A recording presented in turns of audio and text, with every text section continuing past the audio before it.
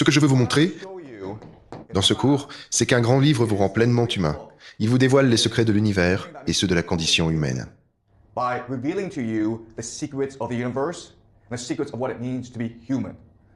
Alors, à l'école, on vous a appris que l'être humain est le produit de l'évolution, d'accord? Comes from evolution, right? On descend des singes. Monkeys. 99% de notre ADN, c'est celui du chimpanzé. And Et on vous apprend que le monde est avant tout matériel. materialistic. Le monde, c'est ce qu'on voit, ce qu'on observe, ce qu'on mesure. Point. What you can measure and that's it. Et voilà le grand mensonge, la grande imposture qu'on vous enseigne à l'école. Et on le sait que c'est un mensonge, une imposture. Deception. Parce que tout ce qu'on vous a enseigné à l'école, absolument tout, ce que vous avez appris ici, ce que vous apprendrez à la fac, en master, en sciences, dans la vie, rien de tout ça ne répond à une question fondamentale. Qu'est-ce que la conscience? Consciousness.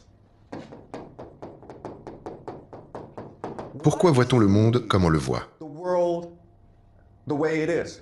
Comment on pense? Comment on a des idées? Comment on communique? Ces questions, vous n'avez pas le droit de les poser. Et du coup, vous n'avez pas le droit de poser la question. Qu'est-ce qu'être humain? What does it mean to be human? L'humain, c'est quoi? D'accord? Okay? Et je vais vous montrer dans ce cours qu'être humain, ça a deux facettes. Human. Il y a la facette matérielle, bien sûr. Vous avez un corps, mais vous avez aussi une âme. Oui, une âme. Also the soul Une âme qui vous relie au spirituel, au divin. or the divine. Okay? Voilà qui vous êtes. Du côté du spirituel, du divin, il y a en vous une étincelle qui vient de Dieu. Et c'est cette étincelle qui vous permet d'aimer et d'imaginer. And to imagine. Donc, être humain, ça veut dire accomplir deux actes fondamentaux. Two fundamental acts. Premier acte, aimer quelqu'un, ce qui vous permet de fusionner avec Dieu. With God. Deuxième acte, imaginer pour étendre votre conscience, ce qui vous permet de devenir Dieu lui-même, d'accord? Okay? L'amour, c'est la force qui unifie l'univers, la force divine. L'imagination, c'est la force qui anime l'univers. Et voilà le grand secret de l'univers. Of the universe. L'univers n'est pas matière, il est conscience. It is conscious. Il est la conscience même, d'accord? Okay? Alors, c'est un concept vraiment difficile à saisir, d'accord? To understand. Okay? Alors, allons-y doucement. Do it slowly. Bon, prenons Emmanuel Kant. On lira Kant plus tard, d'accord?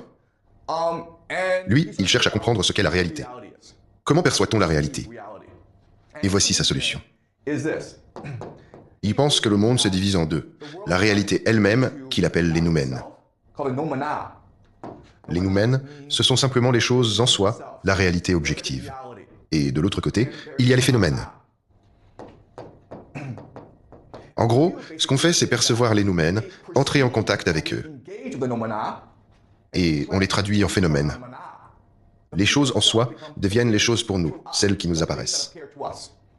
Et on fait ça en filtrant les noumènes à travers le temps et l'espace. Through time and space. Okay? Notre cerveau est donc construit pour percevoir le spirituel et le transformer en matière.